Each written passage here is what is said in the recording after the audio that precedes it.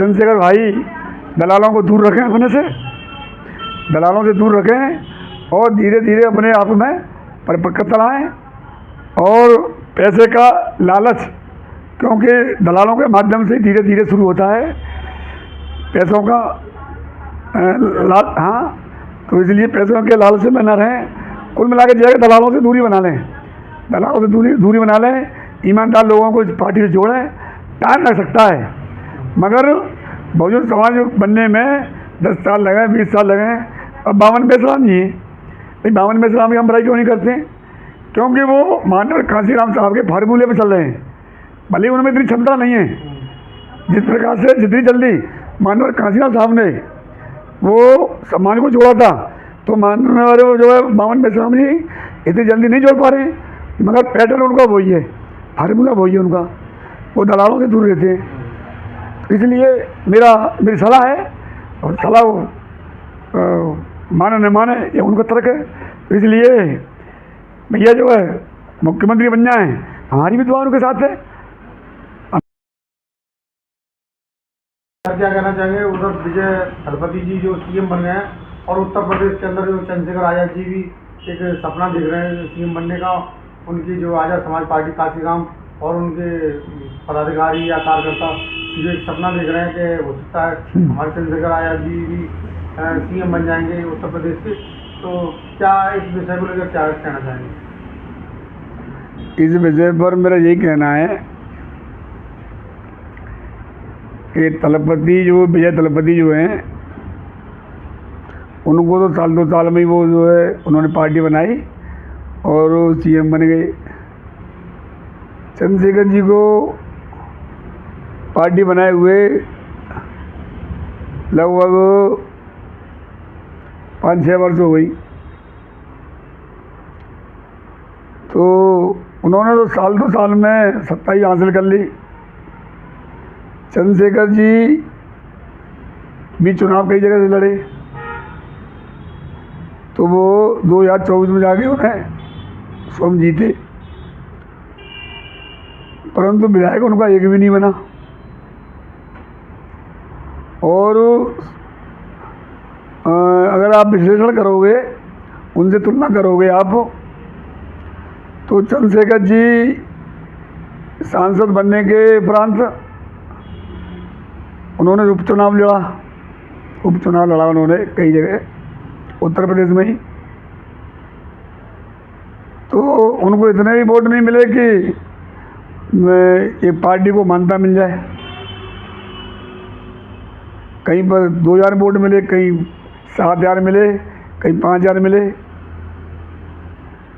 तो चंद्रशेखर जी के सांसद बनने के बाद उपचुनाव और में क्यों नहीं जीते?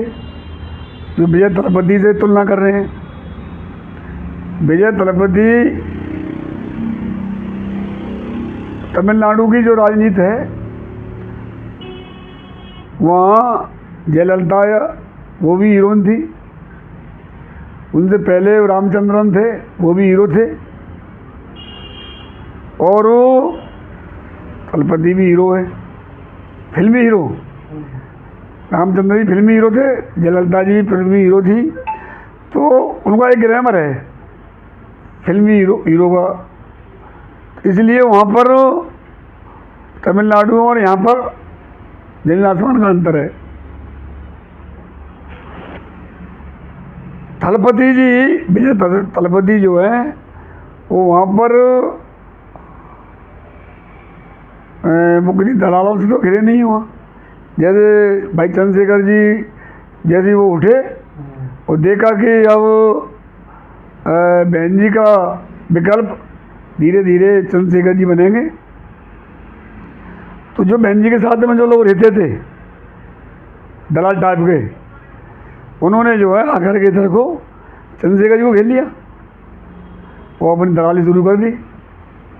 मैं इसलिए कह रहा हूँ इस बात को प्रमाण के साथ कहूँगा।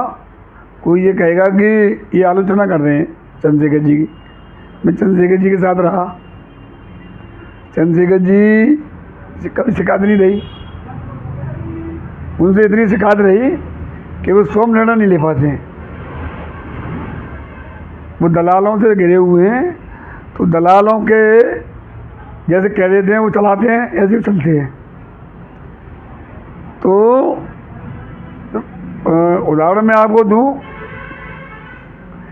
कि बहन मायावती जी पैसे में शुरू करूँगा, माननीय कांसीराम साहब ने बहुजन समाज पार्टी बनाई इस देश के दबे कुचले बहुजन लोगों के 85% समाज के लिए, कि इस देश के 85% समाज को हुक्मरान बनाना है। इस उद्देश्य से उन्होंने वाम से DS4 और BSP बनाई। तो उस समय पर वही लोग जुड़े थे जो त्याग करने वाले लोग थे, और इस मतलब देश में बहुजन समाज को हुक्मरान देखना चाहते थे कि इस देश का ये शासक बने। तो उस समय पर चुनाव लड़ते थे, जो विधायक भी बने, ऐसे ऐसे विधायक बने थे कि जब शपथ लेने गए पहली बार, मान्यवर साहब ने उन्हें लखनऊ से नया कुर्ता पजामा पहन के उन्हें खरीद के दिलवाए, इनको पहन के जाओ। पेंशन जोड़ने वाले बहुजन समाज पार्टी से जो है विधायक बने।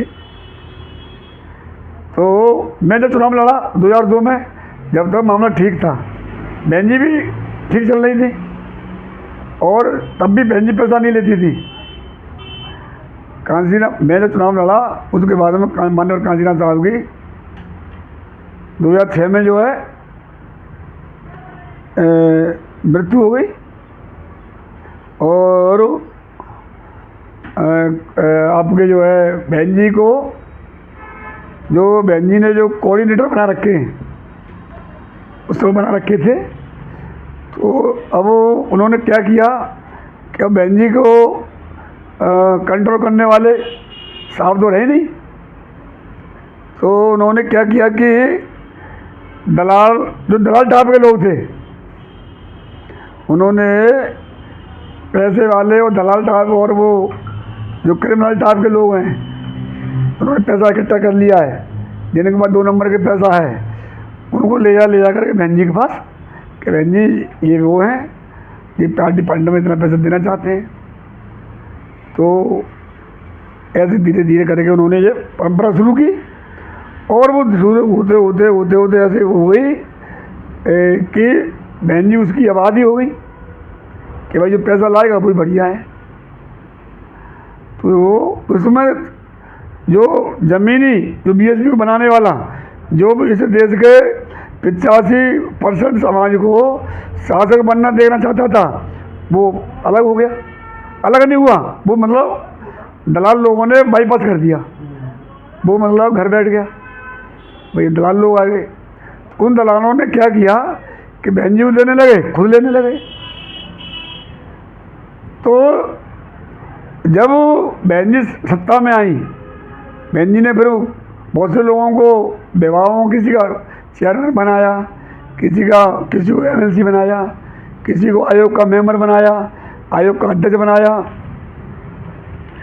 उन्होंने ऐसी लूट की, बहन जी को मतलब गुमराह सा किया कि मैं इसलिए बता रहा हूँ, चंद्रशेखर जी के लिए जो कहेंगे कि बात हो रही थी चंद्रशेखर की, अब कहाँ ले गए आप, तो मैं इसलिए बता रहा हूँ कि जो दलाल टाइप के लोग थे, उन पर जो है मतलब 2 पहिए की वो भी नहीं थी।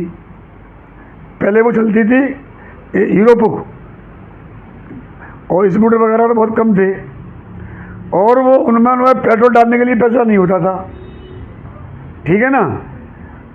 अच्छी तरह से वो अपना जो गुजारा भी नहीं कर पाते थे। तो कैसे कर आगे अपनी जो है, अब जब दलाली शुरू कर दी कि बहन जी को ऐसा बना दिया कि आप भी खाओ हम भी खाएंगे, तो आज देखो उन दलालों का कि आज वो करोड़ों में खेल रहे हैं, 4-4 पहिए गाड़ी पे मतलब घूमते हैं, और वो अपने वो महल बनवा लिए। तो बहन जी को जो है लाके उन्हीं के कारण जो है बहन जी को 0 पर कर दिया, और खुद ऐश कर रहे हैं। अब वो ही लोग जब उन्होंने देखा आया कि बहन जी तो अब जीरो हो गई, यहाँ तो हमारी दलाली चलेगी नहीं। और फिर हमसे और बड़े बड़े दलाल आ गए, तो उन्होंने अब चंद्रशेखर भाई को जो गिनना शुरू कर दिया कि अब यहाँ दलाली शुरू होगी। तो इसलिए चंद्रशेखर भाई प्रदेश के मुख्यमंत्री, केवल हंसी आती है, सपना देखना कोई बुरा नहीं है किसी के लिए, यह भी एक प्रजातंत्र, सपने देखते रहो।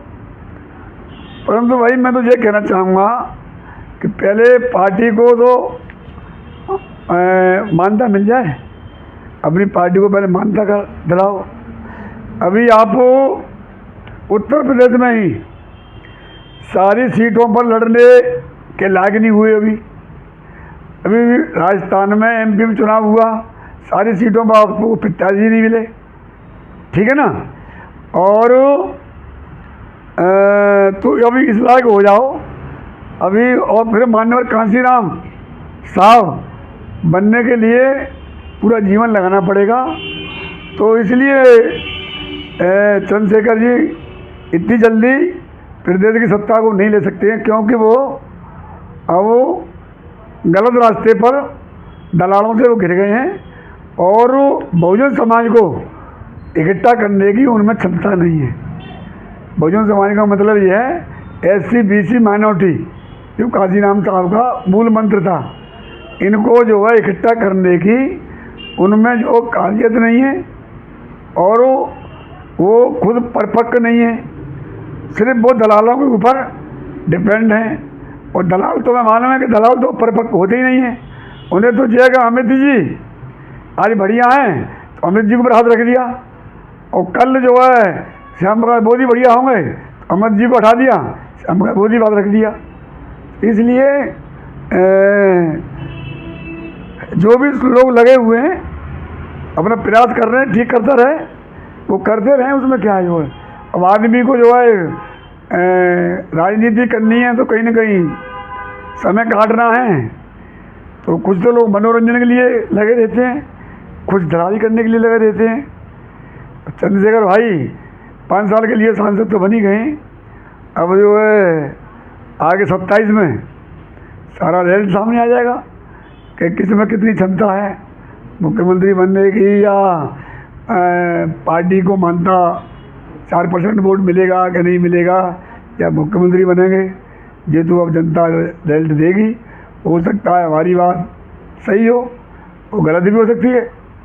तो गलत तो मतलब 1% हो सकती है, 99% हमारी बात सत्य साबित होगी। इसलिए हमारी मैं पुनः कहूँगा कि चंद्रशेखर भाई दलालों को दूर रखें, अपने से दलालों से दूर रखें और धीरे धीरे अपने आप में परिपक्वता लाएँ। और पैसे का लालच, क्योंकि दलालों के माध्यम से धीरे धीरे शुरू होता है पैसों का हाँ, तो इसलिए पैसों के लालच में न रहें। कुल मिला के जाएगा दलालों से दूरी बना लें, दलालों से दूरी बना लें, ईमानदार लोगों को इस पार्टी से जोड़ें। टाइम लग सकता है, मगर बहुजन समाज बनने में 10 साल लगे, 20 साल लगे। अब 52 मेश्राम जी भाई, 52 मेश्राम की हम बुराई क्यों नहीं करते? क्योंकि वो मानव कांशीराम साहब के फार्मूले पे चल रहे हैं, भले ही उनमें इतनी क्षमता नहीं है। जिस प्रकार से जितनी जल्दी मानव कांशीराम साहब ने वो सम्मान को जोड़ा था, तो मानव जो है 52 मेश्राम जी इतनी जल्दी नहीं जोड़ पा रहे हैं, मगर पैटर्न उनका वही है, फार्मूला वही है उनका, वो दलालों से दूर रहते हैं। इसलिए मेरी सलाह है, और सलाह वो माने न माने ये उनका तर्क है। तो इसलिए भैया जो है मुख्यमंत्री बन जाएं, हमारी भी दुआ उनके साथ है।